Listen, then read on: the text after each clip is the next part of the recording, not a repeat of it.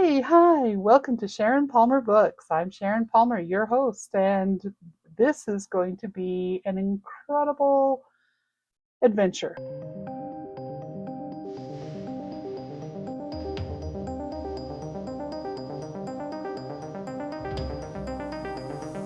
When I was 4 years old, The Sound of Music came to theaters, and I went to see it with my brothers and slept through it. Woke up in the middle of it crying because my legs went to sleep, and we had to leave before it was over. I don't know if they've forgiven me or not, but I don't care. So, what does that have to do with this great adventure today? Well, there came a lot of really great songs from that movie. My mother used to sing these songs to us when I was a child to put us to sleep. One of the songs that has stuck with me and I always will is My Favorite Things. And so today's video is based on that song.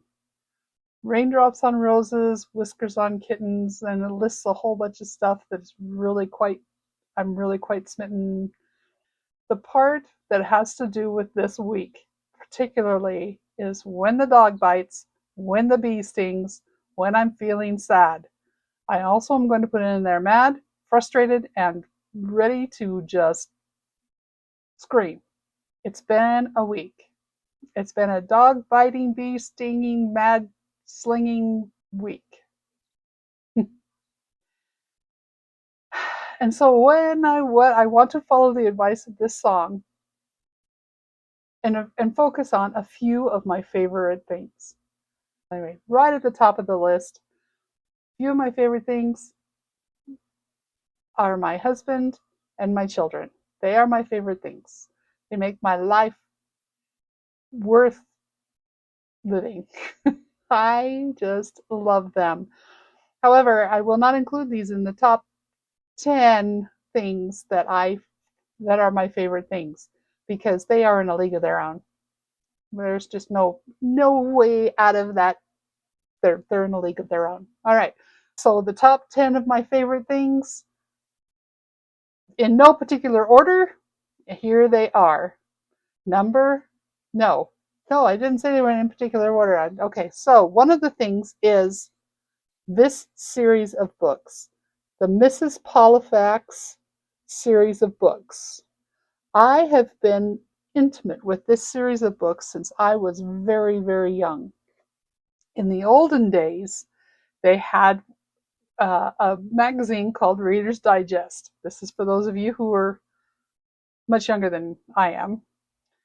Uh, and Reader's Digest had a series of books called the Reader's Digest Condensed Versions. Okay, so what they would do is they would take classics, they would take books, and they would condense them so that they could put two or three into one volume.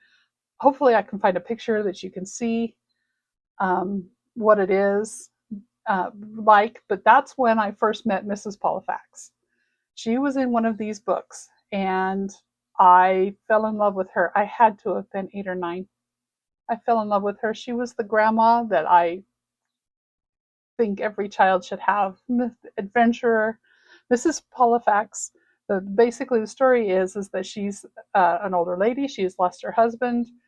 She's been a widow for several years, and she's just kind of feeling aimless. And so she decided she was going to do something that she has always wanted to do, and that was be a spy. So she went and volunteered at the CIA and got involved with the CIA. They did not intend for her to be involved. They mistook her for an agent.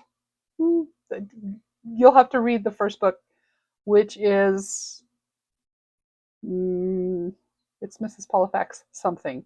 But anyway, she's just charming, and she's just got this grandmotherly way about her, and everybody falls in love with her and just thinks she's amazing. And she's very resourceful, and she gets herself out of all kinds of different situations. And I just loved her. It's a very light mystery adventure. Um, there there are no cuss words in it at all. Um, This particular one, Mrs. Polifax Pursuit, is towards the end of the series. I am almost through the series. Again, I read these whenever I've had a dog biting, bee stinging week, and they just relax me, and they just are just amazing, and they're just fun. And I recommend them to everyone. Get to know Mrs. Polifax. She's amazing. I use that word a lot, don't I? Okay. All right, so that's one of my favorite things. I'm looking around because I surround myself with favorite things. Now hold on. Oh, one of the things. I've already introduced you to one of them. I'm going to be right back. I'm going to go get it. It's in the kitchen. All right. So I'm back, and here is two of my favorite things. One is this cup, which, if you were to see the hot tea and hot language video, you would see that this cup came from my husband for Valentine's Day. Don't ask me what year, and I'm not going to ask him because, I mean, he will tell me, but anyway, I don't want to ask him. He thinks I should remember. Um, this tea, and then the tea inside, which is the Bengal spice tea that I love so much, and with a little bit of Irish sweet creamer in it. Oh my goodness, it's like, I can't tell you what it's like. You'll have to experience it for yourself. Bengal spice and Irish sweet cream. That's the kicker. All right. So those are two more things. So what is that? Three? Those are three of my favorite things. And this little gal right here, she represents another one of my favorite things. This is Astra. Oh, she's green. I wonder if she's going to end up losing the. Oh, anyway, we'll have to look and see. I might have to leave the green screen on just so that you can see her. Okay, Astra. She represents my love for Dungeons and Dragons. It's a relatively new acquisition of hobbies. I've always wanted to play Dungeons and Dragons since its inception, which I am old enough to do that. And but I was always afraid that I would get lost in the fantasy because when I write, I get lost in the fantasy, and sometimes I forget that there's a real world out there. But this past year, I no, I keep saying I graduated from school, but I didn't graduate. I retired, and once I retired, I started playing Dungeons and Dragons with this wonderful group, and they have just made it so much fun. And it is something that I have learned to love so much. Astra is now retired, and I am playing a rogue named Ember, and I am having a great time. I've almost died twice, and this campaign is relatively new, and I'm so excited about it. So that's another thing. So that's what I went for. All right. Oh, and since I had to leave the room to get my tea, hmm I went to and got the first Mrs. Polifax book from the other room. All right, this is the first one, The Unexpected Mrs. Polifax, and it is. I recommend this series for very light reading. It's a little more than a beach read, and a lot less than some psychological thriller. So it's just right. Oh, it's a Goldilocks book. It's just right. All right. As is the temperature of this tea, which I let it sit for a long time, so it's just the right lukewarm for me. All right, this is a twofer. Some of my favorite things. This twofer is Pride and Prejudice. I love this movie. This version is the only version for me. I will not watch any other version of this movie.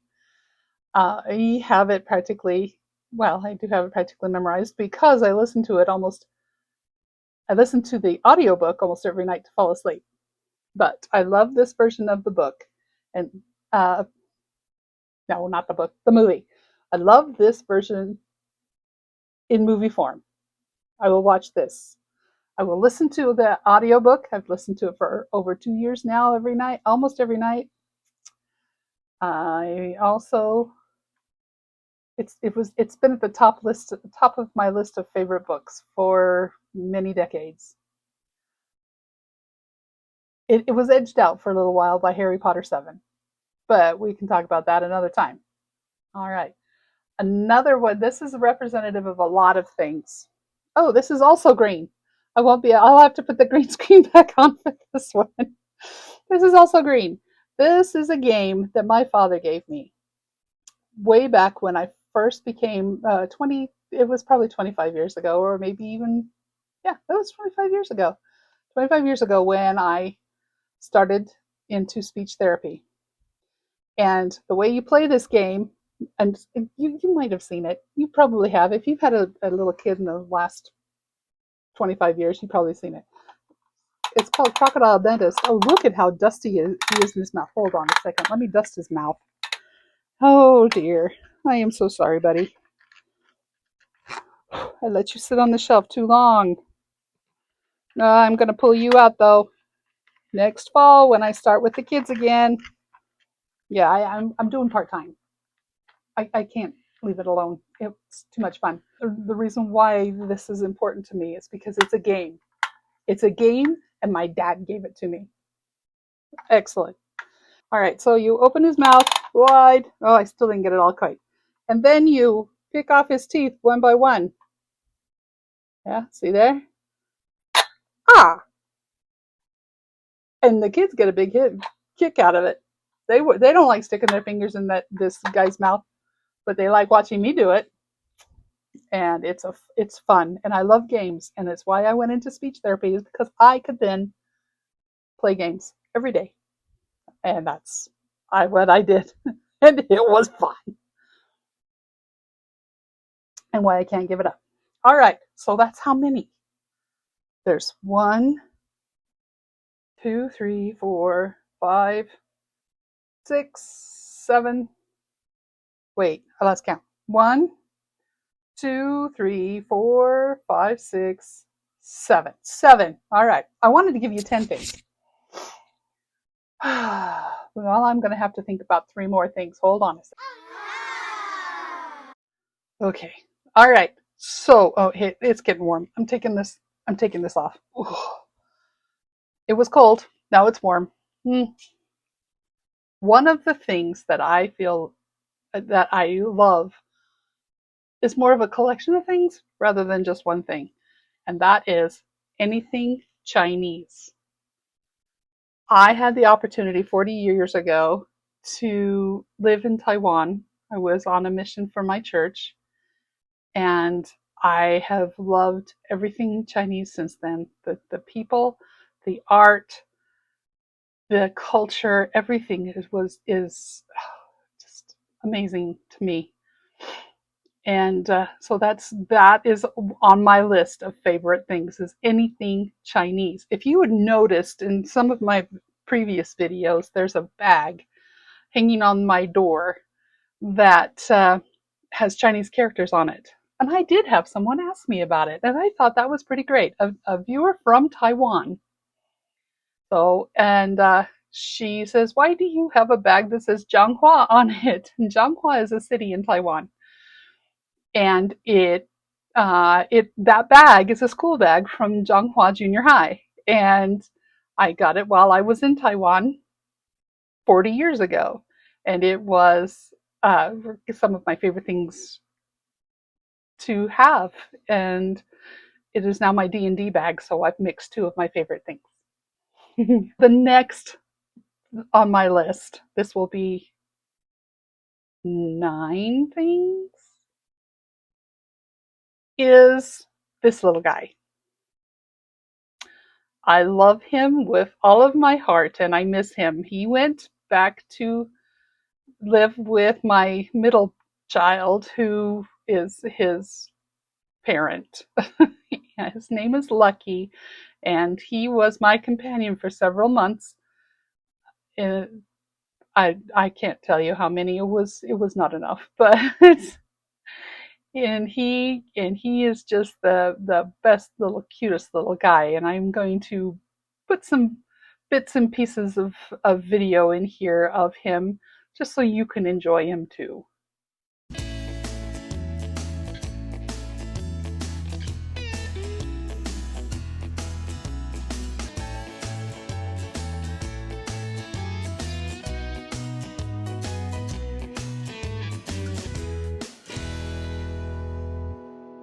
I hope you liked that, because I sure did.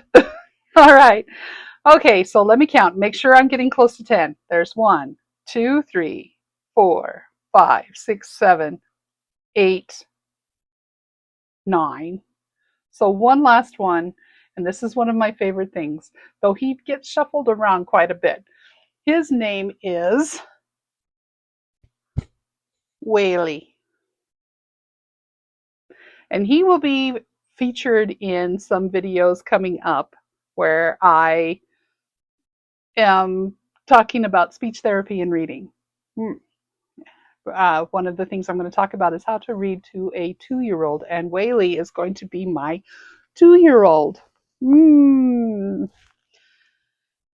Believe me, he gets very active when I get a book out. He really enjoys reading a lot. He does, and he gives the best hugs.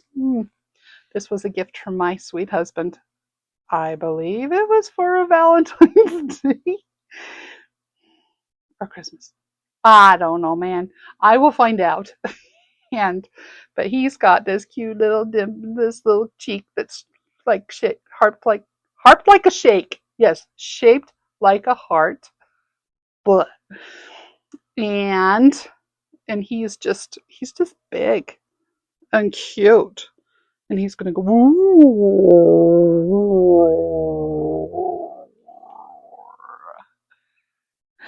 See you later. See you later, Whaley.